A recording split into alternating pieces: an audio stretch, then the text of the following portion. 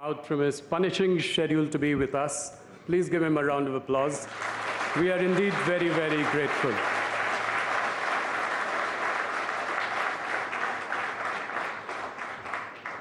Sir, 5 years ago on February 25th, 2019, at Rising India Summit, I had quoted Bismil Sahab in your presence in the context of the Pulwama attack. Sarfaroshi ki tamanna ab hamare dil mein hai. Soon after my welcome address, you delivered your powerful keynote without betraying anything going on in your mind. And next morning, February 26th, we all woke up to the big news of India's attack on Balakot in Pakistan. Ladies and gentlemen, in many ways, it was the big turning point under PM Modi's leadership towards the end of his first term. The message was as loud as it was clear. Don't mess with a strong, resurgent, confident, muscular India. And of course, don't mess with Modi.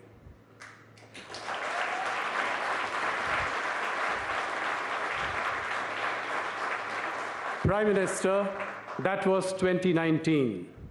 Fast forward 5 years to January 22nd, 2024. I would say the other big turning point came on the day of Pran Pratishtha in Ayodhya, to which I was witness, a day that will go down in history as a major milestone in the life of Bharat.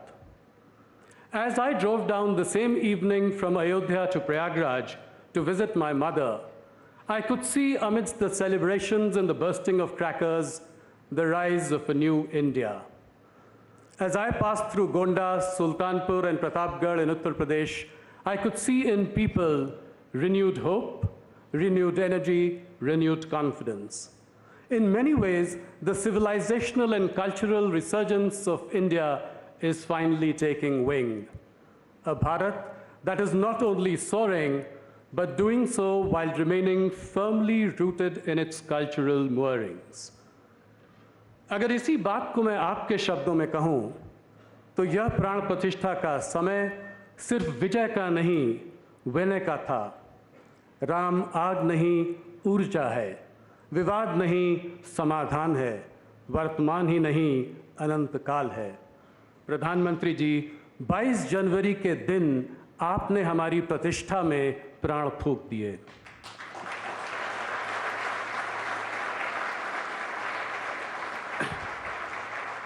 Ladies and gentlemen, the last 10 years in tangible terms have been marked by rising GDP and galloping stock markets.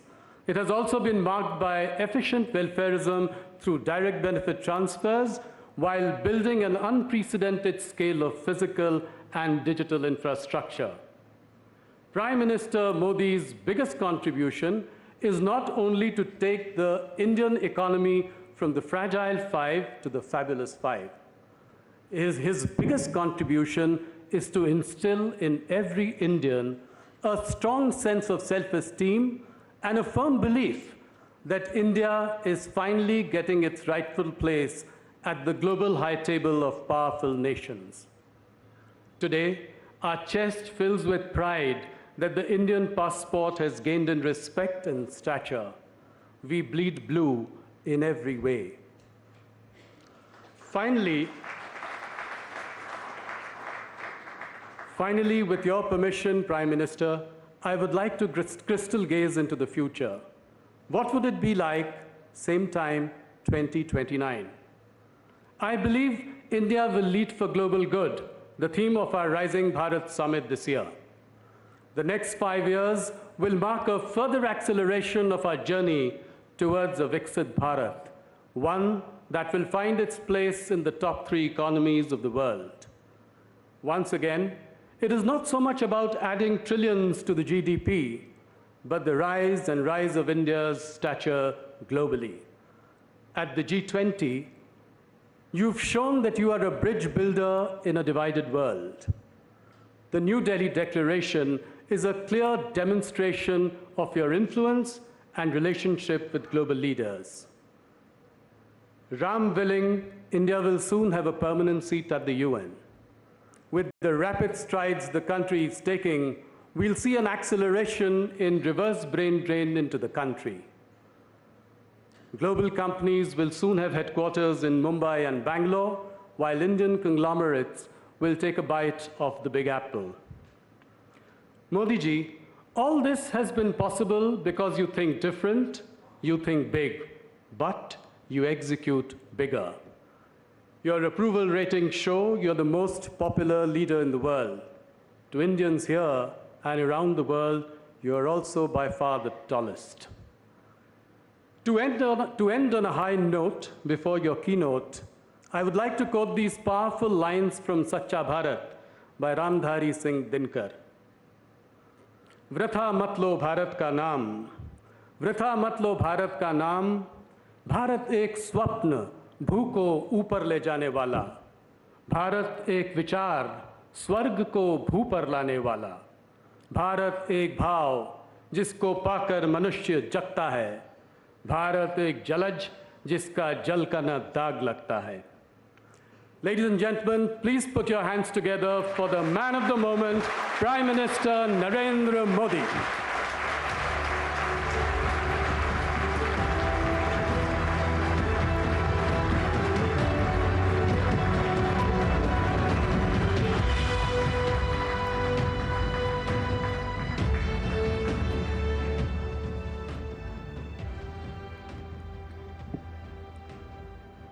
नमस्कार. अभी वैसे राहुल ने बड़ा वर्णन किया 5 साल पहले मैं जब आया था, और शायद उस समिट की तारीख या घटना आपके ग्रुप को तो याद रहना बहुत स्वाभाविक है, लेकिन शायद पत्रकार मन ये भी सोच सकता था, और शायद सोचा होगा लेकिन बोलते नहीं होंगे, कि क्या कारण होगा कि एक इंसान अपने कमिटमेंट के कारण इस समिट में इतने ही शांत मन से आया था और उसी समय वो किसी प्रक्रिया को दौड़ा रहा था, और जो दूसरे दिन सुबह दुनिया के लिए बहुत बड़ी खबर बन गई थी. और मैं मानता हूँ जरूर आप लोग इसका एनालिसिस करेंगे, और शायद वो 28 फरवरी थी 2019, और माहौल तो ऐसा ही था, और मैं भी बहुत शांति से आप सबसे नमस्ते नमस्ते करके निकला था, और भारत ने बालाकोट में एयर स्ट्राइक की थी रात को.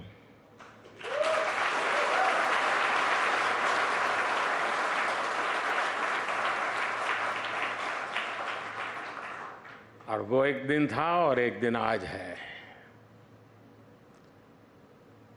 और आपने देखा होगा कि आतंक के सरगना हो या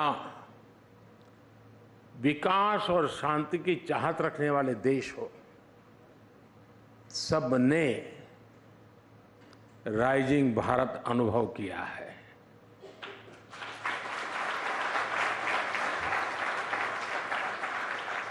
ये नया भारत आतंक के जख्म को नहीं सहता है.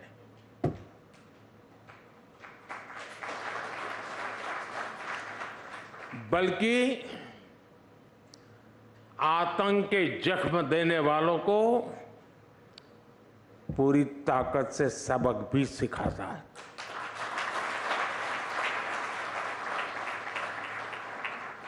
जो हमें आतंकी हमलों के जख्म देते थे, उनकी क्या हालत है ये देशवासी भी देख रहे हैं और दुनिया भी देख रही है.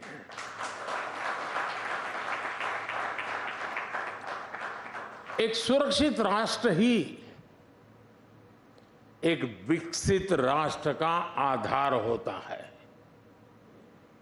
और आज यही भारत की पहचान है और यही राइजिंग भारत है.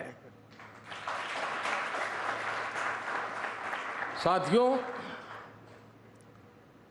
चुनाव का मौसम है। चुनाव की सरगर्मी बिल्कुल सर पर है। तारीखों का ऐलान भी हो चुका है। आपकी समिट में भी कई लोगों ने अपने विचार रखे हैं।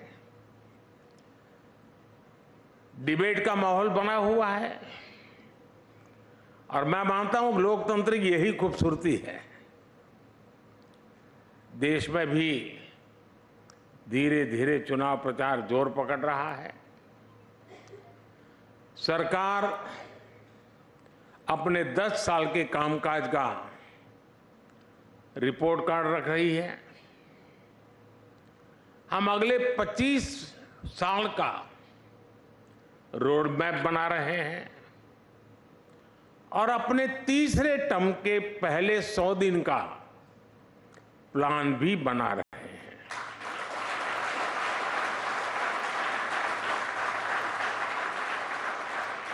दूसरी तरफ हमारे जो विरोधी हैं वो भी नए कीर्तिमान बना रहे हैं। आज ही उन्होंने मोदी को 104वीं गाली दी है। औरंगजेब कहकर नवाजा गया है। मोदी की खोपड़ी उड़ाने का ऐलान किया गया है। इन सब पॉजिटिव नेगेटिव बातों के बीच दुनिया का सबसे बड़ा इलेक्शन जारी है। 2600 से ज्यादा पॉलिटिकल पार्टियां, करीब 97 करोड़ मतदाता, 97 करोड़ वोटर्स, करीब 2 करोड़ फर्स्ट टाइम वोटर्स लोकतंत्र के इस पर्व में हिस्सा लेने जा रहे हैं। मदर ऑफ डेमोक्रेसी के तौर पर ये हर भारतीय के लिए, यहां इस हॉल में बैठे प्रत्येक व्यक्ति के लिए और आपके टीवी के दर्शकों के लिए भी उतनी ही गर्व की बात है। साथियों, आज पूरी दुनिया 21वीं सदी को भारत की सदी कहती है। बड़ी बड़ी रेटिंग एजेंसीज, बड़े बड़े अर्थशास्त्री, बड़े बड़े जानकार राइजिंग भारत को लेकर बहुत आश्वस्त है और इन लोगों के मन में कोई इफ नहीं है, बट नहीं है, नो इफ नो बट्स। आखिर ऐसा क्यों है? कोई सवालिया निशान नहीं, ऐसा क्यों है? ऐसा इसलिए है क्योंकि पूरी दुनिया आज ये देख रही है कि पिछले 10 साल में भारत ने कितने बड़े परिवर्तन किए हैं। आजादी के बाद से जो सिस्टम बना, जो वर्क कल्चर बना, उस सिस्टम में ये ट्रांसफॉर्मेशन लाना इतना आसान नहीं था, लेकिन ये हुआ है और ये हम भारतीयों ने ही करके दिखाया है। आज भारत का कॉन्फिडेंस लेवल हर भारतीय की बातों में झलकता है। आज हम विकसित भारत की बात कर रहे हैं। आज हम आत्मनिर्भर भारत की बात कर रहे हैं और लोग चाहे विपक्ष में हो, देश के भीतर हो या देश के बाहर हो, सब भारत की उपलब्धियां देख रहे हैं। सिर्फ 10 साल में 25 करोड़ लोगों का गरीबी से बाहर निकलना, क्या ये ऐसे ही हो गया होगा क्या? सिर्फ 10 साल में भारत का 11वें नंबर से 5वें नंबर की इकोनॉमी बन जाना, क्या ऐसे ही हुआ होगा क्या? सिर्फ 10 साल में भारत का फॉरेक्स रिजर्व बढ़कर के $700 बिलियन के पार पहुंच जाना, ये क्या ऐसे ही हुआ होगा क्या? सिर्फ 10 साल में भारत का एक्सपोर्ट $700 बिलियन पार कर जाना, क्या ऐसे ही हुआ होगा? और ये तो अभी कुछ भी नहीं है, अभी तो और भी आगे जाना है।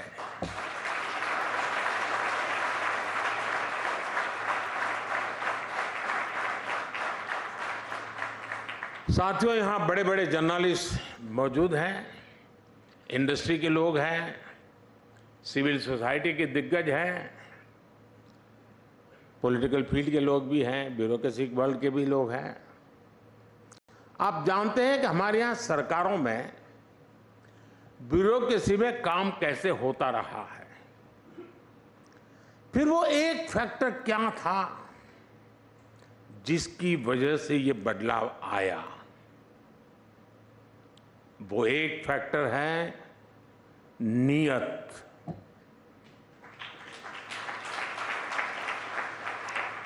नियत सही तो काम सही। और नियत कौन सी?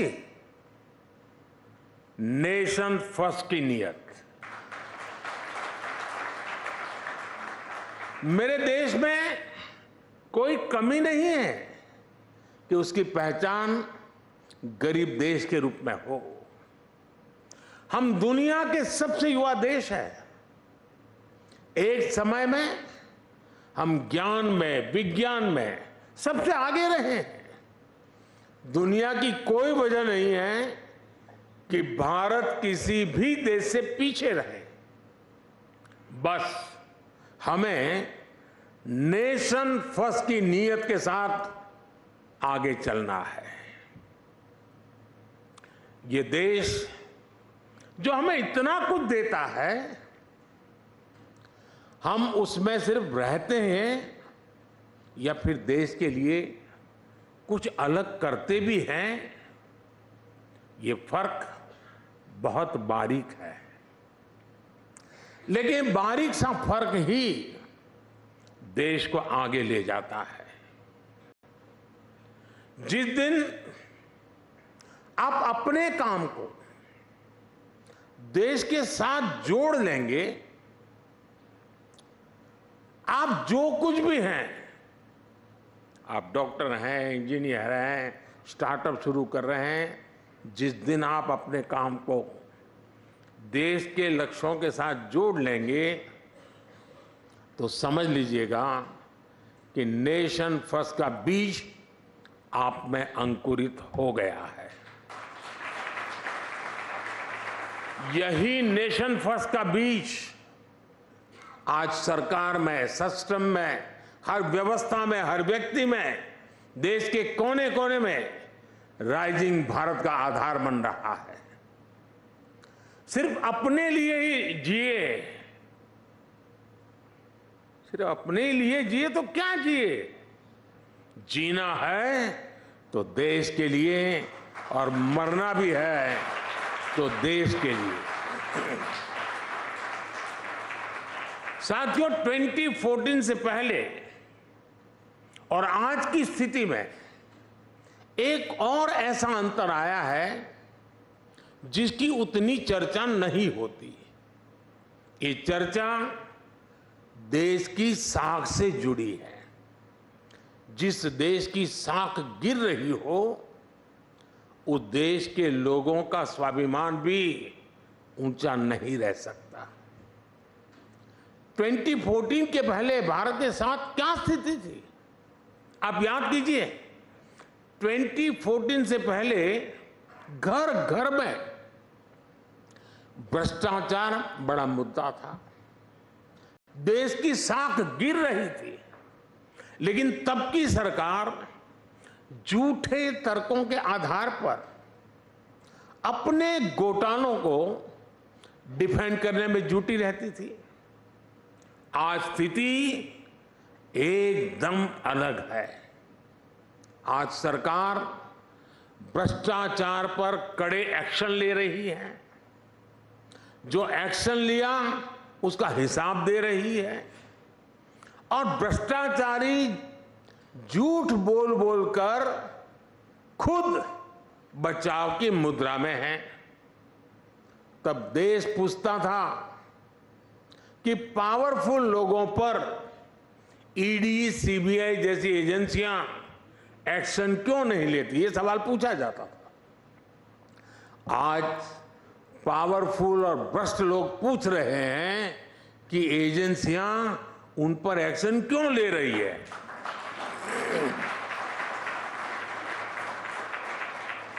ये अंतर 10 सालों में आया है। बात वही है, नीयत सही तो काम सही। करप्शन पर कार्रवाई, ये मेरा कमिटमेंट है। साथियों, हमारे देश में भ्रष्टाचार इसलिए भी अधिक था क्योंकि सरकारी दफ्तर, सर्विस सेंटर बनने के बजाय पावर सेंटर बन गए थे। हर काम के लिए देशवासियों को सरकारी दफ्तरों के चक्कर लगाने पड़ते थे। हमने सरकारी दफ्तरों को सत्ता के बजाय सेवा का केंद्र बनाया। सरकारी सेवाएं ज्यादा से ज्यादा फेसलेस हो, बिल से लेकर टैक्स जमा करने तक की अधिकतर सेवाएं ऑनलाइन हो। हमने इसका प्रयास किया। आज सरकार की ज्यादातर खरीद जेम पोर्टल के माध्यम से होती है। आज सरकार के टेंडर ऑनलाइन होते हैं। आप याद करिए, 2G जैसी सामान्य सुविधा के लिए पहले की सरकार में कितना बड़ा भ्रष्टाचार हुआ। अगर उस दौर में 5G आता तो पता नहीं ये क्या क्या करते। साथियों, पहले के समय में भ्रष्टाचारी बहुत दिमागी तिकड़म लगाते थे। हमारी सरकार ऐसे भ्रष्टाचारियों का इलाज टेक्नोलॉजी से भी कर रही है। आज भ्रष्टाचारियों की धरपकड़ आसान हुई है। आज मनी ट्रेल को छुपाना और कैश को छुपाना दोनों मुश्किल होते जा रहे हैं। और इसलिए कभी किसी सरकारी बाबू के घर से, बिस्तर से, दीवारों से नोटों की गड्डियां निकलती हैं।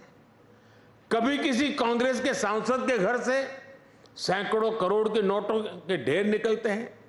कभी किसी टीएमसी के मंत्री के घर से नोटों के ढेर निकलते हैं। इसलिए चारों तरफ बौखलाहट नजर आती है, बिलबिलाए हुए हैं। और ये सब होता क्यों है? बात वही है, नीयत सही तो काम सही। साथियों, आप में से जो सीनियर हैं उन्होंने वो दिन भी देखे हैं जब देश के एक प्रधानमंत्री ने कहा था कि दिल्ली से 1 रुपया भेजता हूं तो सिर्फ 15 पैसा गरीब गांव के गरीब तक पहुंचता है। यानी सरकारी खजाने से पैसा निकल रहा था लेकिन वो किसी और की जेब में जा रहा था। ये ऐसा भ्रष्टाचार था जो सीधे सामान्य जन को प्रभावित करता था।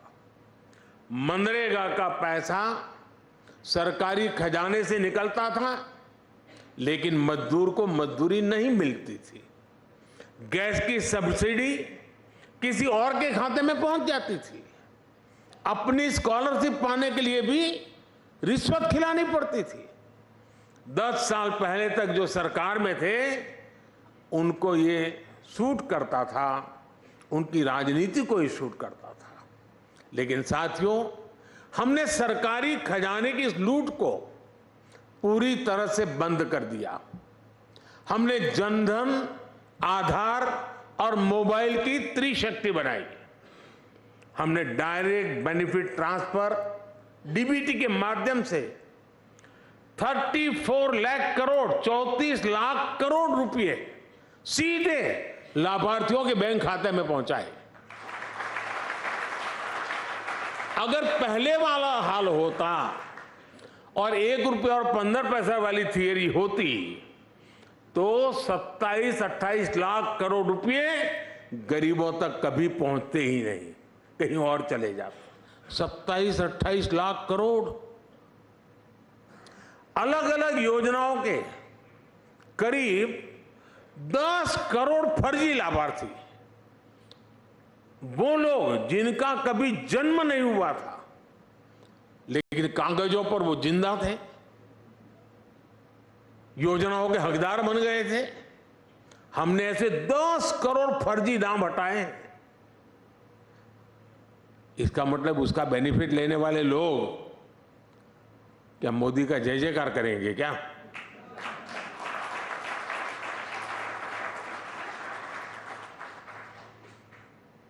आप हैरान हो जाएंगे, 4 करोड़ फर्जी राशन कार्ड उसको हमने हटाया।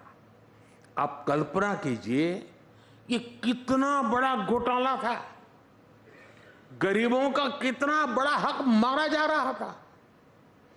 आज इस हॉल में बैठे हर व्यक्ति को उस गरीब का चेहरा याद करना चाहिए जिसे राशन की जरूरत थी, जिसे राशन मिलना चाहिए था लेकिन मिल नहीं रहा था।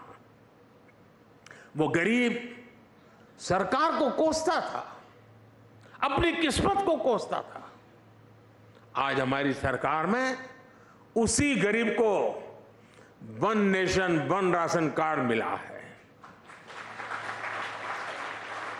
आज हमारी सरकार उसी गरीब को उसके खाते का पूरा राशन मुफ्त दे रहा है। आज वो गरीब जब मुझे आशीर्वाद देता है तो विपक्ष के मन में गालियां फूटती हैं।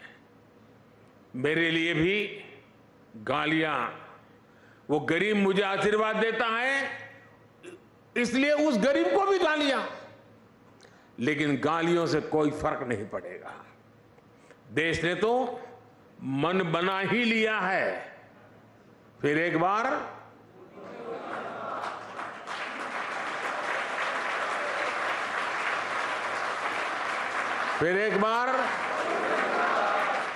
साथियों, हमारी सरकार ने पहले दिन से ही अपनी गवर्नेंस को गरीब की गरिमा, गरीब के कल्याण और गरीब के सशक्तिकरण पर केंद्रित रखा है।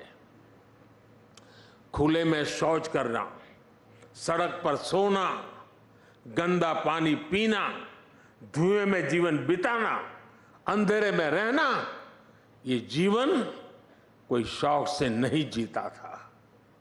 परिवार का सदस्य बीमारी के कारण बिस्तर पर पड़ा हो, मदद के बदले ठोकरें मिलती हो, कोई रास्ता न सूझे, यही स्थिति थी।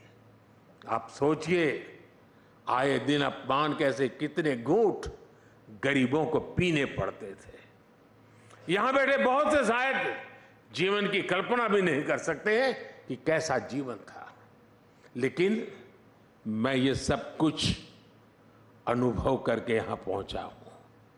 मैं उस जिंदगी को जी करके आया हूं, इसलिए मुझे किताबों में नहीं पढ़ना पड़ता और न ही कैमरा के माध्यम से वीडियो शूट करके देखना पड़ता है।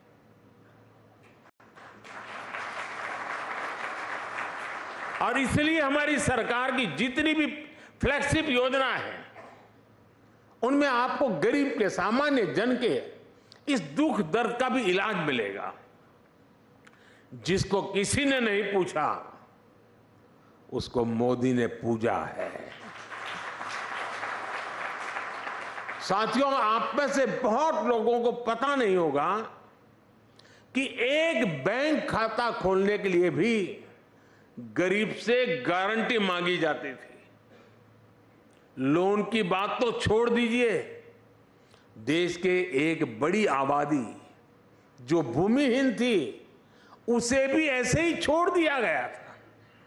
80% से अधिक किसान जिनके पास 2 एकड़ भी जमीन नहीं थी, उन्हें भी अपने नसीब पर छोड़ दिया गया था। करोड़ों नौजवानों के लिए बैंक के दरवाजे बंद थे, क्योंकि उनके पास भी गारंटी नहीं थी। जिनके पास किसी को देने के लिए कोई गारंटी नहीं, उनकी गारंटी मोदी ने ले ली। इसी भावना ने मुद्रा योजना को जन्म दिया। इसके तहत लगभग 30 लाख करोड़ रुपए, 30 लाख करोड़ रुपए हमने बिना गारंटी गरीब युवाओं को दिए हैं। इसी भावना ने सेल्फ हेल्प ग्रुप के अभियान को गति दी, जिससे आज 10 करोड़ बहनें जुड़ी हैं। इसी भावना ने रेहड़ी ठेले फुटपाथ पर काम करने वालों के लिए पीएम स्वनिधि योजना को जन्म लिया। इसी भावना ने हाथ के कौशल से आजीविका कमाने वालों के लिए पीएम विश्वकर्मा योजना को जन्म दिया। इसी भावना से छोटे किसानों के लिए पीएम किसान सम्मान निधि को जन्म दिया। इसके तहत उन्हें करीब 3 लाख करोड़ रुपए मिले हैं। कल्पना कीजिए, अगर नीयत न होती, मोदी की गारंटी न होती, तो क्या होता। आज जो ये मोदी की गारंटी का इतना सकारात्मक प्रभाव है, वो किसी विज्ञापन की मोहताज नहीं है। मोदी उस गरीब की गारंटी बना है जिनकी कोई गारंटी नहीं लेता था। इसलिए देश का हर गरीब आज मोदी की गारंटी पर विश्वास करता है। और मैं फिर कहूंगा, ये तो कुछ भी नहीं है, अभी तो और भी आगे जाना है।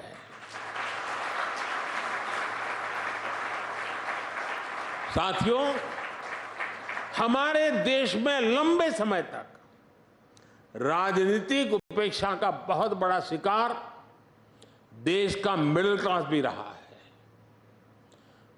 आप में से ज्यादातर मेरी बात से कोरिलेट कर पाएंगे। मिडिल क्लास का मतलब है वो वर्ग जो कठिनाइयों से लड़कर आगे तो आ गया, लेकिन उसके आगे सपनों और आकांक्षाओं का एक विशाल संसार होता है। लेकिन मिडिल क्लास के सामने पहले चुनौतियां भी कम नहीं थी। टैक्स का जंजाल, बच्चों की पढ़ाई का दायित्व, उन्हें अपने से बेहतर बनाने का तनाव, हर छोटे बड़े काम के लिए सरकारी दफ्तरों के चक्कर, महंगे लोन का बोझ, एक तरह से पहले जीवन के हर दायरे में समस्याएं ही समस्या थी। ऐसे में मिडिल क्लास का जीवन 3 जरूरतों के इर्द गिर्द सिमट जाता था। एक, अपना घर बनाना, दूसरा, बच्चों की शादी हो जाए, और तीसरा, बच्चों को कहीं नौकरी मिल जाए। उसका जीवन बस इसी आधार पर सिमट जाता था। पिछले 10 वर्षों में हमने मिडिल क्लास को मुसीबतों में बांधने वाली हर बेड़ी को तोड़ दिया है। पहले 2 लाख की इनकम पर टैक्स लग जाता था, अब 7 लाख की इनकम भी टैक्स फ्री है। जीएसटी की वजह से लोगों के करीब साल भर में 45,000 करोड़ रुपया बचे हैं। बीते 10 वर्षों में होम लोन पर इंटरेस्ट रेट भी कम हुए हैं, पर्सनल लोन के इंटरेस्ट रेट भी कम हुए हैं। पीएम सुकन्या समृद्धि जैसी योजनाओं का लाभ सबसे ज्यादा मध्यम वर्ग को मिल रहा है। साथियों, मध्यम वर्ग का एक बहुत बड़ा सपना होता है बच्चे की अच्छी पढ़ाई। इस दिशा में भी पहले की सरकारों ने मध्यम वर्ग की आकांक्षाओं का ध्यान नहीं रखा। आज हमारी सरकार देश में तेजी के साथ एजुकेशन इंस्टीट्यूट खोल रही है। बीते 10 साल में हर दिन भारत में 2 नए कॉलेज बने, प्रतिदिन डेली 2 नए कॉलेज, और हर हफ्ते एक नई यूनिवर्सिटी बनी है। देश में रिकॉर्ड संख्या में नए आईआईटी, आईआईएम्स और मेडिकल कॉलेज खुले हैं। 2014 तक देश में 400 से भी कम मेडिकल कॉलेज थे, लेकिन उनकी संख्या 10 साल में 700 तक पहुंच गई है।